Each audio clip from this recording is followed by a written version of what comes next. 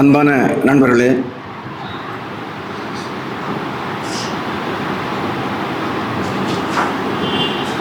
இந்த மயிரை புடுங்கின கதைகள் நூல் அறிமுக நிகழ்வை இங்கே ஏற்பாடு செய்திருப்பதற்காக வேரல் அமைப்பிற்கு என்னுடைய அன்பையும் பாராட்டுதல்களையும் தெரிவித்துக் கொள்கிறேன். தொடர்ச்சியாக குரலற்றவர்களின் குரலை மையப்படுத்துகிற வேலையை தொடர்ந்து வேரல் செய்து வருகிறது. அதனுடைய சில வேலை திட்டங்களாக வேரல் கவிதை இதழ், வேரல் கவிதை விருது, வேரல் கவிதை பயிலரங்கு, இப்படி தொடர்ச்சியாக அவர்கள் தமிழ் இலக்கிய புலத்தின் கவனத்தை ஈர்க்கின்ற வகையில் இயங்கி வருகிறது. மிகவும் நம்பிக்கை அளிக்கிறது. அந்த வகையில் இந்த மயிரை புடுங்கின கதைகள் சிறுகதை தொகுப்பு, இது இலக்கிய புலத்திற்கு அவர்கள் கொண்டு வந்திருப்பது என்பதே ஒரு புரட்சிகரமான ஒரு நடவடிக்கை என்று நான் அவதானிக்கிறேன். நான் முன்பு ஒரு 6-7 ஆண்டுகளுக்கு முன்பாகவே EMS கலைவாணன் அவர்களுடைய ஒரு சவரக்காரனின் கவிதை மயிர்கள் அந்த கவிதை தொகுப்பை படித்துவிட்டு, அப்போது அவர் யார் என்று எனக்கு தெரியாது. நாம் நாகர்கோயில் அப்படிங்கிறது, தஞ்சாவூர்னா நமக்கு சில முகங்கள் ஞாபகம் வரும், சிதம்பரம்னா சில முகங்கள் ஞாபகம் வரும், கும்பகோணம்னா சில இலக்கிய முகங்கள் ஞாபகம் வரும். அப்படி நாகர்கோயில்னா சில முகங்கள் நமக்கு ஞாபகம் வரும். ஆனால் இந்த முகங்களை எல்லாம் பின்னுக்கு தள்ளி, இந்த அடையாளங்களை எல்லாம் பின்னுக்கு தள்ளி, அந்த ஒரு கவிதையின் வாயிலாக தமிழ் சமூகத்தினுடைய ஒரு பன்முகத்தன்மை, அதனுடைய ஒரு அடுக்கு எப்படி இருக்கிறது, இந்த தமிழ் இலக்கியம் இதுவரை காணப்படாத, கவனிக்கப்படாத சிலரது வாழ்க்கை முறையை அது கவனப்படுத்தியது அந்த தொகுப்பு. அது அந்த அந்த கவிதை பேசப்பட்ட அந்த மொழிதல் தன்மை அது தமிழில் ரொம்ப வித்தியாசமாக இருந்தது. நமக்கு தமிழில் சிற்றிலக்கியம் அப்படிங்கிற ஒரு பாரம்பரியம் தொடர்ந்து இருந்துட்டு வருது. சிற்றிலக்கியம் அப்படிங்கிறது அலைக்குடிகள் அவர்களால் எழுதப்பட்ட, அவர்களால் படைக்கப்பட்ட இலக்கியங்கள் பெரும்பாலும் சிற்றிலக்கியங்களாக கருதப்படுகிறது. அதாவது இந்த பாணர், விரலியர், இப்படி இருக்கக்கூடிய அந்த அலைக்குடிகள் உருவாக்கிய அந்த இலக்கிய மரபை நம்ம அதுதான் தமிழ் சமூகத்தினுடைய மைய மரபு என்று சொல்ல வேண்டாம். ஆனால் நாம் அதை சிற்றிலக்கியங்கள் அப்படின்ட்டு, அந்த தமிழ் செவ்வியல் நம்ம எதை நினைக்கிறோமோ அந்த செவ்வியலை தொகுத்தவர்கள், அந்த செவ்வியலுக்கு ஒரு வரலாற்றை உருவாக்கியவர்கள் அதற்கு சிற்றிலக்கியம் அப்படின்னு பேர் வச்சாங்க. ஆனால் அந்த சிற்றிலக்கியம்தான் தமிழர்களுடைய பண்பாட்டையும், தமிழர்களுடைய பன்முகத்தன்மையையும், தமிழர்களுடைய கலாச்சாரத்தையும், தமிழர்களுடைய வெவ்வேறு வாழ்முறைகளையும் பேசியதாக அந்த சிற்றிலக்கியங்கள் இருந்தன. அப்படி தமிழ் மரபில் ஒரு சிற்றிலக்கிய வரிசையில் வரக்கூடிய, அந்த சிற்றிலக்கிய வரிசையில் வைத்து அடையாளம் காணப்படக்கூடிய ஒரு இலக்கிய வகைமையாக இந்த அவருடைய முதல் கவிதை தொகுப்பும் இந்த மயிரை புடுங்கின கதைகள், இந்த தொகுப்பு ரெண்டுமே இருக்குது. இப்போ இந்த மயிரை புடுங்கிறது அப்படிங்கிறது நம்ம தமிழ் சமூகத்தில் ஒரு கெட்ட வார்த்தையாக அது நமக்கு அறியப்பட்டிருக்கு. மயிரை புடுங்கிறது, மயிராண்டி இப்படிங்கிறதெல்லாம் நம்ம ஒரு கெட்ட வார்த்தையாக ஒரு பயன்படுத்துகிற ஒரு தன்மை இங்கே இருக்குது. அது ஏன் அப்படின்னு நம்ம பார்த்தோம்னா, இங்கே தொடர்ந்து சமணத்துக்கும் சைவத்துக்கும் ஒரு போராட்டம் இருந்துகிட்டே இருக்குது. அப்போ சமணர்கள் என்ன செய்கிறாங்கன்னா, தங்களுடைய அழகை குறைத்து கொள்ள வேண்டும், தங்களுடைய அழகை சிதைத்து கொள்ள வேண்டும், அப்படி என்பதன் பொருட்டை அவங்க அந்த முடியை பிடுங்கிய, இப்போ ஒருத்தவங்க சமண துறவியாகிறாங்க அப்படின்னா நம்ம சென்னையிலலாம் அடிக்கடி பார்க்கலாம். அந்த பெண்கள் ஒரு மயிரை பிடுங்கி அவங்க மொட்டை அடிச்சுக்கிறாங்க. அப்படியே அத்தகைய ஒரு பண்பாட்டை உடைய சமணர்களை இகழ்வதற்காகத்தான் இந்த மயிரை பிடுங்கினவன் மயிராண்டி அப்படின்னு சமணர்களை சைவர்கள் இகழ்ந்தது தான் இது. மற்றபடி நம்ம தமிழில் அதாவது ஆரம்ப காலத்தில் தமிழர்கள் ஒரு ஒரு குல முறை சாதி முறை இல்லாமல் வெறும் தொழிலினுடைய அடிப்படையில் அவங்க வாழ்ந்த சமயத்தில் மிக ஒரு உயர்ந்த சமூகமாக கருதப்பட்ட சமூகம் அந்த நாசுவர்கள் அப்படின்ட்டு அவர் நம்ம கலைவாணன் அவர்கள் சொல்லக்கூடிய அந்த சமூகம் இருந்து. அப்போ அவர்களுக்கு மருத்துவர்கள் அப்படின்னு பெரும்பாலான சங்க இலக்கிய பாடல்களில் வர்ற செவிலித்தாய்கள் அவங்க பெரும்பாலானவர்கள் வந்து அந்த மருத்துவ சமூகத்திலிருந்து தோன்றி வந்தவங்க தான். அவங்கள தான் பின்னாடி இவங்க வந்து நாசுவர்கள். யாரெல்லாம் தமிழ் நிலத்தில் ஆதி குடிகளாக மிக முக்கியமான பாத்திரங்களை யார் வகித்தார்களோ அவர்கள் இந்த சனாதன பண்பாட்டினுடைய அடிப்படையில் பிறகு ஒடுக்கப்பட்ட சமூக வரிசையில் வைத்து அடையாளம் காணப்படுகின்றனர். களம் செய் கோவே அப்படின்ட்டு சங்க இலக்கியம் சொல்லுது. பானை செய்பவர்களை சங்க இலக்கியம் களம் செய் கோவே அப்படின்னு சொல்லுது. களம் செய்பவர்களை தலைவன் அரசன் அப்படிங்கிறாங்க. ஏன்னா நீரை சேகரித்து ஒரு வேட்டை பண்பாடு இருந்த நேரத்தில் ஒரு உணவை தேடி மனிதர்கள் அலைந்த காலகட்டத்தில் தண்ணீரை எடுத்து செல்வதற்காக முதல்ல வந்து இந்த சுரைக்காயை காய வச்சு அந்த சுரை குடுக்கையை வந்து தண்ணி எடுக்கிறதுக்கு பயன்படுத்தினாங்க. அதுக்கு பிறகு நம்ம பார்த்தோம்னா மண்ணை பிசைஞ்சி அதை வனைஞ்சி மண்பானைகள் செய்து ஒரு மிகப்பெரிய எப்படி ஒரு சக்கரம் ஒரு மிக முக்கியமான ஒரு நாகரிகத்தில் ஒரு கண்டுபிடிப்பாக இருந்ததோ அப்படி வந்த ஒரு கண்டுபிடிப்பு தான் இந்த மண் பானை. அந்த மண் களம் செய்தவர்களை களம் செய் கோவே அப்படின்னு சொன்ன ஒரு தமிழ் மரபு இங்கே இருந்தது. ஆனால் இன்னைக்கு அவர்களை குயவர்கள் அப்படின்னு சொல்கிறாங்க. இன்று அது ஒரு இழிவான சாதியாக பார்க்கப்படக்கூடிய நிலை இந்த சனாதனம் உருவாக்கி இருக்கிறது. அன்பு நண்பர்களே, அதாவது ஆப்பிளும் பலாவும் கனிகள் தான். ஆனால் ஆப்பிளும் பலாவும் ஒரே மண்ணில் விளையிறதில்லை. அடர்ந்து பனி பெய்யக்கூடிய பனி பிரதேசங்களில் ஆப்பிள் விளையுது. செம்மண் நிலங்களில் வந்து பலா விளையுது. பலா முட்களால் மூடப்பட்டிருக்கிறதால அது ஒரு சாதாரண பழமாக நம்ம எண்ண முடியாது. இரண்டுமே கனிகள் தான். ஆப்பிளும் கனி தான், பலாவும் கனி தான். நம்ம ஆப்பிள் சின்னதாக இருக்கிறத விட்டு ஒரு மருத்துவமனையில் ஒருத்தவங்களை பார்க்க போகிறோம் அது சமயங்களில் நம்ம வந்து பலாப்பழத்தை தூக்கிட்டு போக முடியாதுங்கிறதால ஆப்பிள் எடுத்துகிட்டு போகிறோம். அப்படி தான் இன்றைக்கி வந்து காஷ்மீர் பண்டிட்டுகளுக்கு ஒரு வாழ்க்கை முறை இருக்குது.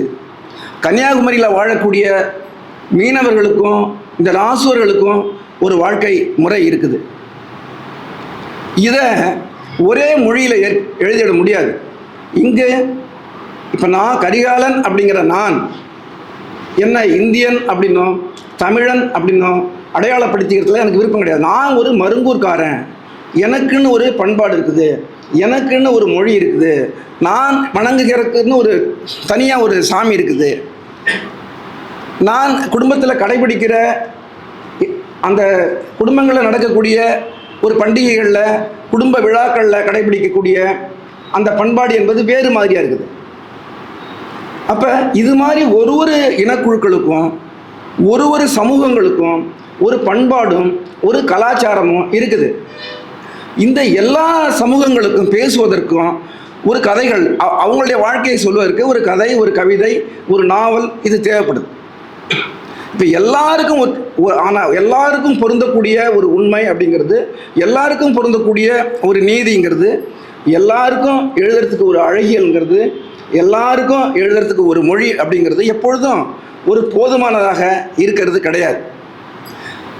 கலைவாணனுடைய கதைகளை ஒரு புதுமைப்பித்தனுடைய மொழியிலையோ, சுந்தரராம் சாமியினுடைய மொழியிலையோ, மௌனியனுடைய மொழியிலையோ, லாசாராவினுடைய அழகியலையோ நம்ம பார்க்க முடியாது. அவர் காட்டுகிற உலகம் முழுக்க வேற.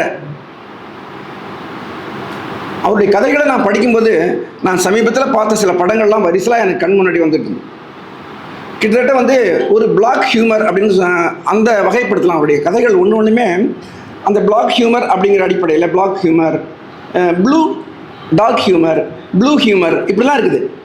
இந்த அடிப்படையில் அடையாளம் காணத்தக்க வகையில் அந்த கதைகள் வந்து ஒரு கதைகளும் இருக்குது. லூடோன்னு ஒரு ஹிந்தி படம் வந்து, அதுபோல் கும்ப்ளாங்கி நைட்ஸ் அப்படின்ட்டு ஒரு மலையாள படம் வந்து, இப்படி நிறைய படங்கள் வந்து மலையாளத்தில் வந்துட்டு இருக்கு. இது போன்ற படங்களை பார்ப்பது போல ஒரு சிறுகதை இருக்குது. நமக்கு தமிழில் வந்து சினிமாவுக்கு கதை பஞ்சான்னு சொல்கிறாங்க. இஎம்எஸ் கலைவாணன் எழுதியிருக்கக்கூடிய ஒரு கதையவும் ஒரு சினிமாவாக எடுக்கலாம். அவ்வளவு அழகாக ஒரு புது சினிமா. இன்றைக்கி எப்படி மலையாள சினிமாக்கள் வந்து இந்திய சினிமாவினுடைய அடையாளமாக மலையாள சினிமாக்கள் திகழுதோ, அதுக்கு அங்கே நல்ல கதை எழுதுகிற புதுசு ஆட்கள் வந்துகிட்டே இருக்கிறாங்க. இப்போ அந்த பிரியாணின்னு ஒரு கதை பார்த்தோம். அவர்லாம் வந்து இப்போ சினிமாவுக்கு வராரு. அவங்களுடைய கதை சொல்கிற முறை புது இனக்குழுக்களுடைய கதைகளை அவங்க உருவாக்கிட்டே இருக்கிறாங்க. அப்போ நம்ம கலைவாணன் வந்து அவர் இதுவரைக்கும் நம்முடைய சமூகத்தில் அறியப்படாத ஒரு இனக்குழுவினுடைய கதைகளை வந்து சொல்கிறார். இப்போ அம்பிகா பேசும்பொழுது வந்து சொல்கிறாப்புல என்ன சொன்னாங்கன்னா, இந்த கதைகள் எல்லாம் ஒரு ஆண் மனதிலிருந்து உருவான கதைகளாக இருக்குது அப்படின்னு சொல்கிறாப்புல. அதை தொடர்ச்சியாக பார்க்கும்போது அந்த ஆண் தன்னிலை அப்படிங்கிறத வந்து அவர் எங்கேயுமே கன்ஸ்ட்ரக்ட் பண்ணவே விரும்பவே இல்லை. அந்த ஆண் தன்னிலையை வந்து உருவாக்குவதற்கோ, அதை நிலைநிறுத்துவதற்கோ, அதை கட்டி எழுப்பவோ கலைவாணன் வந்து முயலவே இல்லை. அந்த ஆண் தன்னிலையை, அந்த சப்ஜெக்டிவை தொடர்ச்சியாக டீகன்ஸ்ட்ரக்ட் பண்ணிட்டே இருக்கார். வடிவேல் வந்து ஒரு படத்தில் எங்கள் அக்கா செம ஃபிகரும் பாப்பில், அது ஃபஸ்ட்டு ஒரு மைய சமூக மனசுலேருந்து அதை பார்க்கும்போது என்ன அக்காவை போய் ஃபிகருன்னு சொல்கிறாங்க அப்படின்னு. இவர் கதையில் நிறைய அக்காக்கள் எப்படி செம ஃபிகராக இருக்கிற அக்காக்களை வந்து அவர் தொடர்ந்து காட்டிட்டே இருக்கார். நீங்கள் அக்காக்களை புனிதப்படுத்துறது, தங்கைகளை புனிதப்படுத்துறது, அம்மாக்களை புனிதப்படுத்துறது, மனைவியை புனிதப்படுத்துவனுடைய வழியாக தான், பெண்களுக்கு கோயில் கட்டுவதனுடைய வழியாக தான் அந்த பெண்கள் யாரை காதலிக்கிறார்களோ அவர்களை வெட்டக்கூடிய ஒரு மனநிலை இந்த சமூகத்திலே உருவாகிறது. பெண்களை பெண்களாக பார்க்க கற்றுத்தருபவையாக, பெண்களை காதலிப்பதற்கு ஒரு பார்வையை உருவாக்குவதாக இஎம்எஸ் கலைவாணன் நமக்கு இந்த கதைகளை வந்து சொல்லித்தரார். இந்த கதை வந்து நீங்கள் இந்த கதையை வந்து முதல்ல எனக்கு அவ்வளோ டயர்டு, தொடர்ச்சியான வேலைகள், தொடர்ச்சியான பயணம், இப்படி அவ்வளோ வந்து ஒரு சோர்வு இருந்தது. இவருடைய கதையை வந்து எடுத்த அடுத்த கணமே வந்து அந்த சோர்வு முழுமையாக போயிட்டுது. ஒரு புது உலகத்தை அவர் வந்து திறக்கிறார். ஒரு கலை என்பது நமக்கு அது ஒரு டிஸ்கவர் அதுவாக இருக்கணும், அது ஒரு கண்டுபிடிப்பாக இருக்கணும். இது ஒரு புதிய நிலத்தை, ஒரு புதிய மொழியை, ஒரு புதிய இனக்குழுவின் வாழ்க்கையை நமக்கு கண்டுபிடித்து அவர் சொல்லிக் கொடுக்குறார். இந்த வாழ்க்கையை நாம் பார்க்கல. இந்த வாழ்க்கை வந்து ஒரு திரைக்கும், ஒரு பிரதமர் வராரு, ஒரு அமைச்சர் வராரு, ஒரு முதலமைச்சர் வராரு, ஒரு வெளிநாட்டு அமெரிக்காவினுடைய ஜனாதிபதி வராருன்னா இவர்களுடைய வாழ்க்கையை ஒரு திரைச்சீலையை கட்டி மூடி விடுகிறார்கள். இன்றைக்கி டெல்லியில் வந்து ட்ரம்ப் வரும்பொழுது அந்த குடிசை பகுதிகளில் இருந்த மக்களை வந்து மறைச்சி மூடிட்டு ஒரு 40% இந்தியாவை தான் அவங்க பார்த்துட்டு போகிறாங்க. அதுதான் இந்தியான்னு நம்புகிறாங்க. ஆனால் 60% இந்தியா, 70% தமிழகம் எப்படி இருக்குதுங்கிறது இந்த இஎம்எஸ் கலைவாணனுடைய கதைகளில் வந்து நம்ம பார்க்குறோம். இதுதான் நம்முடைய தமிழ் நிலத்தினுடைய கதைகள். இப்படி தான் இருக்குது. தமிழ் மாந்தர்கள் இப்படி தான் இருக்கிறாங்க. அவங்க ஒருத்தனுக்கு ஒருத்தி, வறுமையிலும் செம்மை அப்படிங்கிற அறங்களோடலாம், அந்த மைய சமூகத்தினுடைய அறங்களோடலாம் அவங்க இருக்கலை. இன்னும் சொல்லப்போனால் இது அறங்களை மட்டும் இல்லை, நம்ம வாழ்க்கைக்கு எல்லோரும் நம்ம என்ன செய்கிறோம்னா ஒரு அர்த்தத்தை தேடிகிட்டே இருக்கிறோம். இந்த வாழ்க்கையினுடைய அர்த்தம் என்ன? இந்த தேசத்துக்காக நம்மளை தியாகம் பண்ணுறதா, இந்த மொழிக்காக போராடுறதா, நாம் சார்ந்த இனத்திற்காக போராடுறதா, இல்லை ஒரு காதலுக்காக உயிரை விடுறதா, இப்படி ஒவ்வொருத்தவங்களுக்கும் இந்த வாழ்க்கையினுடைய அர்த்தத்தை கண்டுபிடிச்சு சொல்லிக்கிட்டே இருக்கிறாங்க. ஒவ்வொருத்தரும் ஒரு அர்த்தங்களை சொல்கிறாங்க. ஆனால் இதுதான் வாழ்க்கையினுடைய அர்த்தமாக இருக்கா அப்படின்னு பார்த்தோம்னா, ஒரு விஷயத்தை நம்ம எதை தேடி போகிறோமோ அது முடிஞ்ச பிறகு அங்கே ஒரு வெறுமை தான் இருக்குது, ஒரு நிறைவின்மை தான் இருக்குது. நாம் எதை அடைய நினைக்கிறோமோ, இந்த சமூகம் எதை அடைய நினைக்கிறதோ, எதற்காக இது போரிட்டதோ, எதற்காக இது காலம் முழுக்கவும் ஆர்ப்பரித்து எழுந்து அவ்வளோ இழப்புகளை சந்தித்ததோ, அந்த விஷயத்தை அடைந்த போது எல்லா இடங்களிலும் ஒரு வெறுமை தான் மிஞ்சிச்சு. அப்போ தான் வந்து ஆல்பர்ட் காமியூ போன்றவர்கள் இந்த வாழ்க்கையினுடைய அர்த்தம் இந்த வாழ்க்கை அர்த்தத்துக்கும் அர்த்தமின்மைக்கும் இடையில ஒரு ஊசலாடக்கூடியதாக இருக்கிறது. அர்த்தத்துக்கும் அர்த்தமின்மைக்கும் இடையில நாம் தொடர்ச்சியாக ஊசலாடி கொண்டிருக்கிறது தான் நம்ம வாழ்க்கைன்னு சொல்கிறோம். இந்த வாழ்க்கையினுடைய இருப்பு என்னவா இருக்குது, மனித இருப்பினுடைய அர்த்தம் என்னவா இருக்குது அப்படின்னு பார்த்தா இது ஒரு அபத்தம், அப்சர்டிட்டியாக இருக்குது அப்படின்னு சொல்கிறார். அபத்தமாக இருக்குது அப்படின்ட்டு ஆல்பர்ட் காமி சொல்கிறார். அவரே என்ன சொல்கிறாருன்னா, அது ஒரு முடிவாக சொல்லு. இந்த வாழ்க்கையினுடைய அர்த்தம் அப்படிங்கிறது, இந்த வாழ்க்கையினுடைய எப்படி நாம் புரிந்து கொள்வது என்பது அபத்தம் அப்படின்னு நினச்சோம்னா மீதி நாட்களை நாம் எப்படி வாழ்வது? இது அபத்தம், இது அப்சர்டிட்டின்னு சொல்லிட்டோம்னா மீதி நாட்களை எப்படி வாழறது? அப்போ இது ஒரு தொடக்கம் அப்படிங்கிற, இது ஒரு தொடக்கம். இந்த அபத்தத்தை நம்ம கிராஸ் பண்ணி போகணும். அதுதான் வந்து தி மித் ஆஃப் சிசிபஸ். நான் காலையில் ஒரு ஆல்பர்ட் காமி வந்து ஒரு தீசிஸ் அவர் ஒன்று எழுதுகிறார், தி மித் ஆஃப் சிசிபஸ். சிசிபஸ்ங்கிறவர் வந்து அவன் ஒரு கிரேக்க அரசன், ஒரு பேராசைக்காரன். அந்த கிரேக்க மித்தில் வரக்கூடியது அந்த சிசிபஸ்ங்கிற ஒரு கேரக்டர். அவன் என்ன செய்கிறான்னா, அவனுடைய பேராசையின் விளைவாக அந்த மரணத்தை தரக்கூடிய அந்த கிரேக்க கடவுளை அவனுடைய கட்டுப்பாட்டில் வச்சு அந்த அவனுடைய பகுதிகளில், அவனுடைய அரசாட்சிக்கு உட்பட்ட பகுதிகளில் சுத்தமாக மரணத்தையே நிறுத்திடுறான். அப்போ நோயாளிகள், வயோதிகர்கள் இவங்களாம் ரொம்ப சிரமப்படுறாங்க. மரணம் இல்லாமல் ஒரு விடுதலை பெற முடியாமல் ரொம்ப சிரமப்படுறாங்க. அப்போ சிசிபஸை வந்து கடவுள் வந்து சபிக்கிறார். என்ன சபிக்கிறாருன்னா, ஒரு பெரிய பாறை, ஒரு பெரிய உருண்ட பாறையை வந்து அவர் கையில் கொடுத்து, இதை ஒரு மலை மேலே வந்து உருட்டிகிட்டு போனே அப்படின்னு சொல்கிறார். அந்த சிசிபஸ் வந்து அதை உருட்டிக்கிட்டே போயிட்டுருக்கிறான். கொஞ்சம் தூரம் கிட்டத்தட்ட மலை கிட்டத்தட்ட வந்துட்டோம் அப்படின்னு நினைக்கும் பொழுது அந்த அவன் கை தவறி திரும்ப வந்து அந்த பாறை மலைக்கு கீழே வந்துடுது. அப்புறம் திரும்ப வந்து தொடர்ச்சியாக அதை உருட்டிகிட்டே இருக்கிறான். ஆல்பர்ட் காமி என்ன சொல்கிறார்னா, அந்த சிசிபஸ் போல் நம்ம ஒவ்வொருத்தரும் ஒரு பாறையை இடைவிடாது உருட்டிக்கிட்டே இருக்கிறோம். ஒரு உச்சியை நோக்கி செல்வதற்கான ஒரு தன்முனைப்போடு நம்முடைய வாழ்க்கை முழுக்க இருக்கிறோம். இப்போ அந்த பாறையை உருட்டிட்டு போனால் என்ன ஆக போகுது? ஒன்றுமே இல்லை. ஆனால் அந்த வேலையை நாம் வந்து இடைவிடாமல் தொடர்ந்து செய்கிறோம். நம் வாழ்க்கையில் பல்வேறு விரக்திகள் இருக்குது, இழப்பு இருக்குது, வலி இருக்குது. ஆனால் இவற்றின் ஊடாகவும் நாம் காலத்துக்கு எதிராக மனித இருப்பை தக்க வைத்துக் கொள்வதற்காக நாம் தொடர்ந்து போராடி கொண்டிருக்கின்றோம். அந்த மனித இருப்பு எப்படி இருக்குது, அந்த மனித இருப்பினுடைய தக்க வைத்துக் கொள்வதற்கான போராட்டம் எப்படி இருக்குதுன்னு தான் கலைவாணனுடைய ஒவ்வொரு கதைகளாகவும் இருக்குது. அது அபத்தமாக இருக்குது. அவர் ஒரு கதை எழுதுறார். ஒரு கதையில் சொல்கிறார், ஒருத்தவன் வந்து சரக்கடிச்சிக்கே அந்த கதையை சொல்கிறான். அது ரொம்ப இன்ட்ரெஸ்டிங்கான கதை. எனக்கு ஒரு குற்ற உணர்வு உருவாக்கிட்டார். நான் ஒரு 6 வருஷத்துக்கு முன்னாடி இந்த சரக்கு அடிக்கிறத நிறுத்திட்டேன். ஏன்னா நம்ம வந்து ஒரு நம்மள ஒரு கலகக்காரனை நம்பிட்டு இருந்தோம். நாம் வந்து திரும்ப ஒரு மைய நீரோட்டத்தில் கலக்கிறதுக்கு நம்ம முயற்சி பண்ணுறோமா இது நிறுத்தினதுக்கு மூலமா அப்படிங்கிற மாதிரி நான் யோசித்தேன். இதுக்காக விட நம்ம இவ்வளவு தூரம் ப்ராக்டிஸ் பண்ணுறதுக்கு அப்படிங்கிற மாதிரி யோசித்தேன். அந்த சரக்கு அடிச்சுட்டு அவர் சொல்கிற கதை வந்து அவ்வளவு அற்புதமான கதை. அவன் என்ன பண்ணுறான், இவருக்கு வந்து ஒரு ஃப்ரெண்டு, அவர் வந்து மணிகண்டன். இவங்க 2 பேரும் சேர்ந்து சரக்கு அடிக்கிறாங்க. அப்போ அந்த மணிகண்டனுக்கு ஒரு வினோதமான பழக்கம் இருக்குது. இது போல் பல மணிகண்டன்கள்லாம் ட்ரிங்க் பண்ணிருக்கிறாங்க. அவர் அந்த மணிகண்டன் வந்து இப்போ நம்ம எல்லாத்துக்கும் ஒருத்தவங்களுக்கான நம்ம பூபதி இருக்கார். அவர் என்ன செய்வார்னா, சரக்கு அடிக்கும் போது ஜிலேபி சாப்பிடுவார். ஒவ்வொருத்தவங்களுக்கும் அது போல் ஒரு வினோதமாக ஒரு பழக்கம் இருக்கும். அப்போ இந்த மணிகண்டன் என்ன செய்கிறான்னா, சரக்கு அடிக்கிறவங்க எதிரில் சரக்கு அடிக்கிறவங்களுடைய உச்சந்தாலையை வந்து மோந்து பார்த்துக்கிறான். அவன் நிறைய குடிக்கணும் அப்படிங்கிறதுக்காக இது போல் நிறைய பேரை நான் பார்ப்பேன். இடையில போயிட்டு விரலை வாயில விட்டு வாந்தி எடுத்துட்டு திரும்ப வயிற்றை வந்து வெறும் வயிறாக்கி திரும்பவும் குடிக்கிறது. இது ஏன் இது அப்படி இருக்குன்னா, இது குடிக்கிறது அப்படிங்கிறது இந்த அதிகார சமூகத்துக்கு எதிராக நடக்கக்கூடிய ஒரு கலக செயல்பாடு அப்படின்ட்டு கலைவாணன் நினைக்கிறாரு. அதாவது அதிகாரம் என்ன நினைக்குதுன்னா, மனித உடல்களை வந்து கண்காணிக்குது, கட்டுப்படுத்துது. அதுக்காக வந்து நிறைய கதைகளை உருவாக்குது, அதுக்காக நிறைய இலக்கியங்களை உருவாக்குது. காயமே வெறும் பொய்யடா, இது காற்றடைத்த பையடா அப்படின்னு சொல்லுது. ஆன்மா தான் பெருசுன்னு சொல்லுது. இந்த ஆன்மாவை சாட்டிஸ்ஃபை பண்ணுறதுக்குன்னு என்னென்ன செய்யணுமோ செய்ய.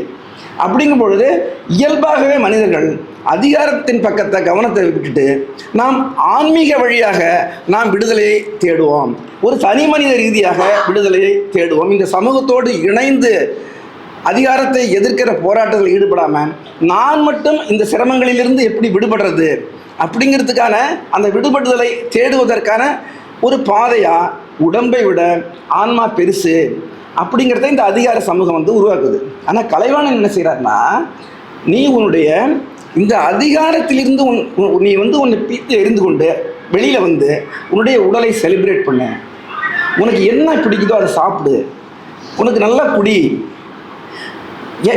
உனக்கு பிடித்த பெண்ணோடு உனக்கு பிடித்த ஆணோடு ஒரு உறவு வச்சுக்க. ஏன்னா இந்த உடல் அப்படிங்கிறது தான் மெய். இந்த உடலை திருப்திப்படுத்துறது, இந்த உடலை மகிழ்ச்சிப்படுத்துறது, இந்த உடலுக்கு இன்பத்தை தருவது, அதுதான் இந்த வாழ்க்கையினுடைய அர்த்தம் அப்படின்னு அவர் ஒன்று கண்டுபிடிக்கிறார். இந்த கதைகளின் வழியாக கண்டுபிடிக்கிறதுக்கு முயற்சி பண்ணுறாரு. இல்லை அப்படி ஒரு தோற்றத்தை இந்த கதைகள் வந்து நமக்கு தருது.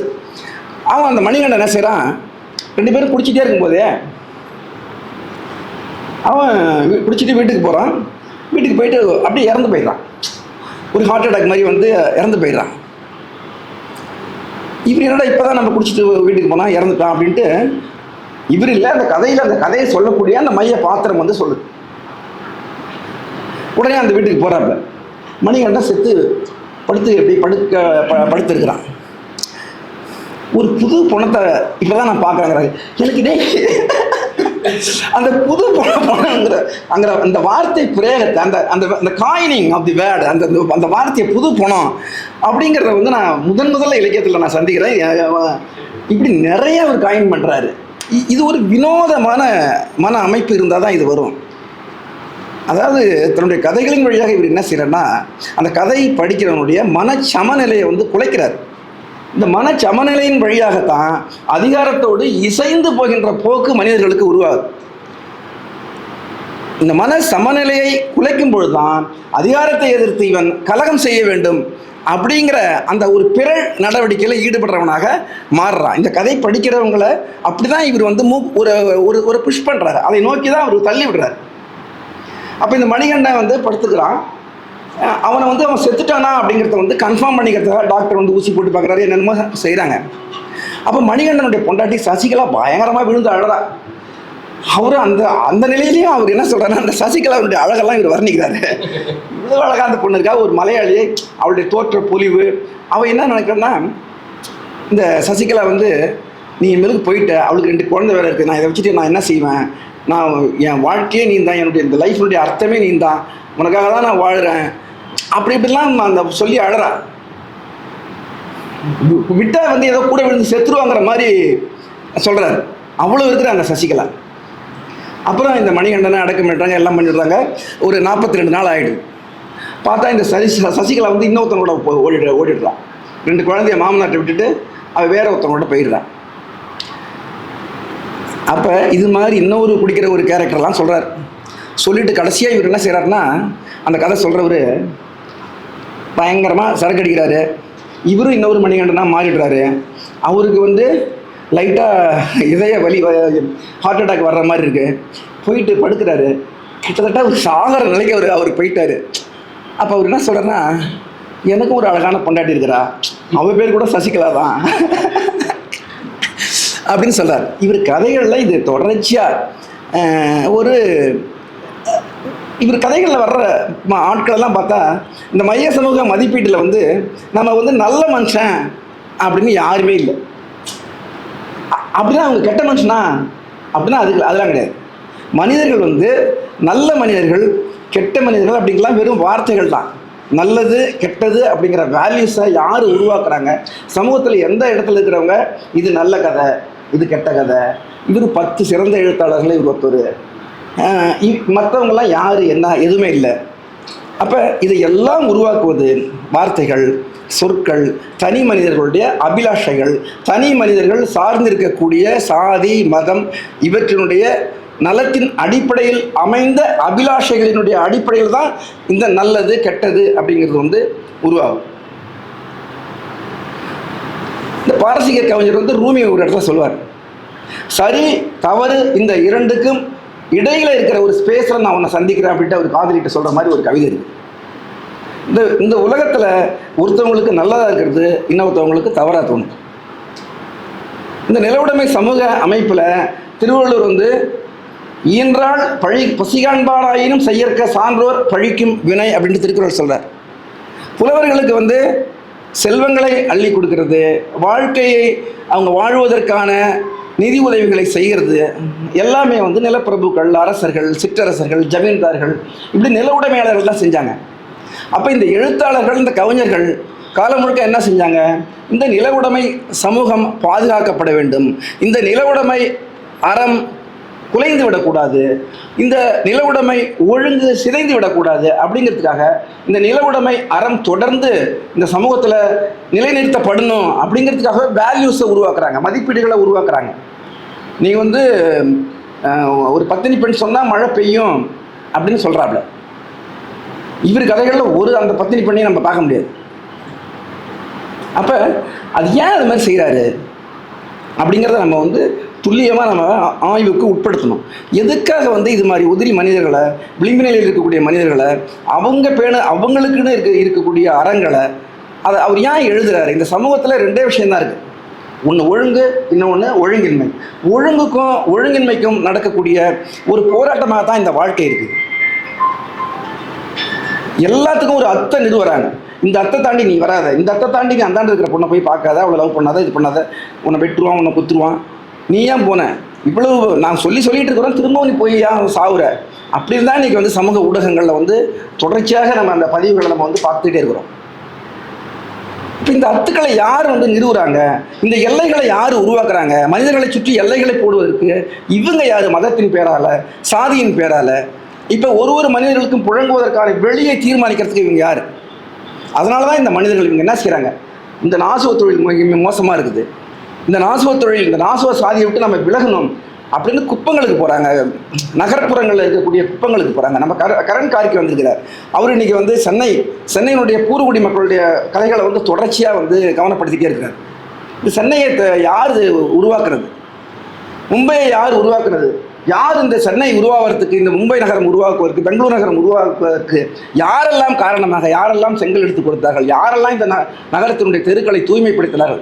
இன்றைக்கி அவங்களுக்கு இந்த நகரத்தினுடைய மைய பகுதிகளில் வந்து ஒரு இடம் இல்லை. தொடர்ச்சியாக இந்த நகரம் விரிவடைய அவர்களை வந்து விளிம்பு நிலைக்கு தள்ளிக்கிட்டே இருக்குது இந்த வாழ்க்கை.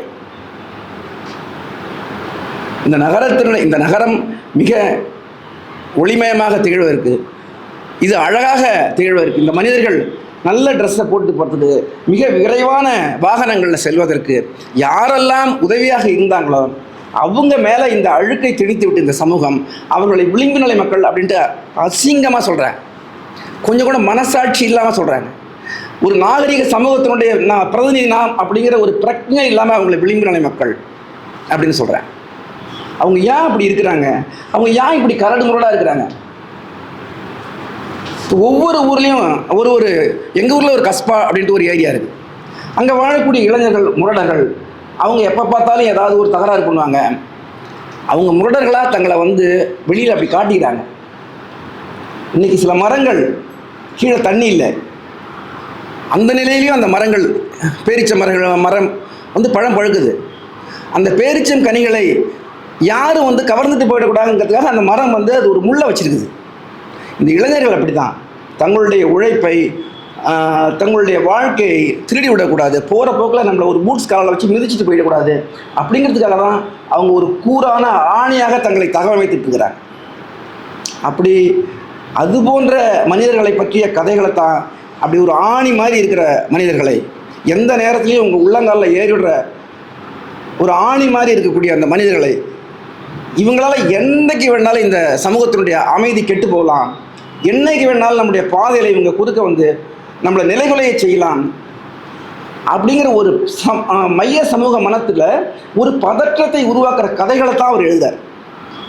இப்போ அம்பிகா சொன்ன மாதிரி அது ஒரு எப்படி நான் சொல்கிறேன், அது ஆண்மைய கதைகளாக இல்லைங்கிறதுக்கு அவர் இன்னொரு கதை இருக்குது, ரொம்ப பிரமாதமான அந்த கதை.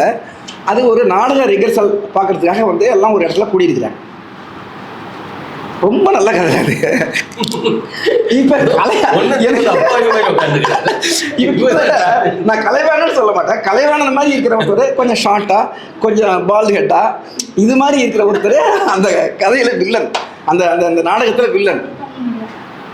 அந்த வில்லனுக்கு இந்த நாய் அந்த அந்த ரிகர்சல் பண்ணும்போது அந்த ஹீரோயின் மேல இவருக்கு ஆசை. ஆனால் அந்த ஹீரோ நல்லா சுருளாக முடியா, செயின்லாம் போட்டுக்கிட்டு அவர் ரொம்ப ஸ்டைலாக அழகாக வரான். அவளுக்கு பக்கத்தில் உட்காந்து பேசுகிறான், அரட்டை அடிக்கிறான். இவருக்கு செம்ம எரிச்சலாக வருது. டேய் என்னடா இது, இவ்வளோ எப்படியாவது இன்றைக்காவது நம்ம தள்ளிட்டு போகலான்னு பார்த்தோம். இவன் இருக்கிற வரைக்கும் நம்ம இவ்வளோட்ட ஒன்றுமே பண்ண முடியாது போல கேட்டா. அதோட இந்த கதை எப்படின்னா, இந்த நம்ம சினிமாவுக்கு நாயகி எத்தனை நாள் சரோஜாதேவி எம்ஜிஆர் தான் கிடைப்பாங்க, ஸ்ரீதேவி கமலஹாசனுக்கு தான் கிடைப்பாங்க, ஸ்ரீபிரியா ரஜினிக்கு தான் கிடைப்பாங்க. ஒரு நாள் அவங்க ரகுவரனுக்கு கிடைக்கூடாதா? ஒரு நாள் அவங்க நம்பியார் கிடைக்கூடாதா? இந்த உலகம் ஏன் வில்லன்களுக்கு ஏன் கைக்கு எட்ட மாட்டேங்குது? அவங்கள்ட்ட பெரிய துப்பாக்கி இருக்குது, பெரிய மெஷின் கன் வச்சுக்கிறாங்க. ஆனாலும் இந்த உலகம் நாயகர்களுக்கு மட்டும்தான் கிடைக்குது. அவங்க வெறும் நீதியை தான் வச்சுக்கிறாங்க. இந்த நீதி உள்ளவனுக்கு தான் இந்த எல்லா வெற்றியும் கிடைக்கும். இந்த மெஷின் கன் வச்சவனுக்கு, கராத்தே தெரிஞ்சவனுக்கு, நல்லா சண்டை போடுறவனுக்கு இந்த உலகம் வெற்றியவே தராது. அப்படின்னா எவ்வளோ கடுப்பு வரும் அவருக்கு. அந்த கடுப்புலாம் அவருக்கு இருக்குது. அதில் அவர் என்ன செய்கிறாரு, இவருக்கு நாயகி அண்ணா வேஷம் கொடுத்துட்றாங்க. இவருக்கு ஒரு இடத்துல அவளை கட்டி பிடிச்சி அழுவணும். இவர் நல்லா மாறு ரொம்ப உரசுற மாதிரி ரொம்ப அழுத்தி பிடிச்சி கட்டி பிடிச்சி பண்ணுறாரு. அந்த அந்த அந்த அந்த அந்த கேரக்டர் செய்யுது.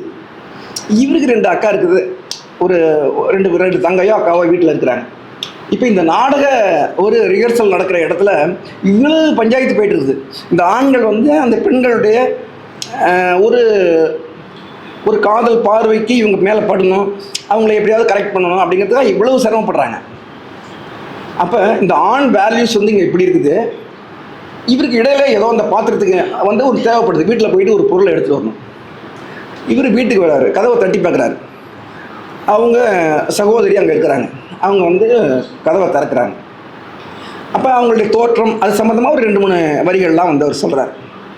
சொல்லிட்டு என்ன சொல்கிறாரு, இவர் பாத்ரூம் போகிறாரு. அந்த பாத்ரூமில் ஒரு ஆணுரை அங்கே கடந்தது, உருவி போட்ட ஒரு ஆணுரை கடந்தது அப்படின்னு சொல்கிறார்.